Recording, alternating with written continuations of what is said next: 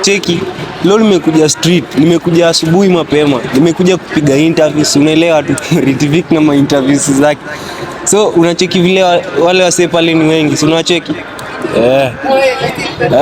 azin kama street yani ni design melody Alafu imagine nimekutana na mshore ama acha niseme nimekutana na mrembo fulani mahali hapo. So nikasalimia huyo mrembo nikamwambia, "Hai, mimi naitwa Ritvik, ukuje tupige ka interview." Alafu huyo mrembo walikuwa watatu, so walikuwa warembo watatu. Usiki wakanipeleka hivi, wakaniambia enda uongee na mwingine, wakanitumia mmoja. Kunitumia mmoja. Huyo dem ameniongelesha American English. Mimi natumia British English, nikamrudishia, alifikiria mimi sijasoma. Wase, mkiniona street pia mimi nimesoma.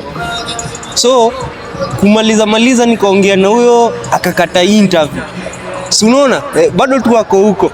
Hata cameraman akiwezaonesha ile side nyingine. Azin bado wase ni wengi sana hadi hata saizi nikisema nianze ma interviews zitaisha. So tukati hiyo story short. Dem akakataa.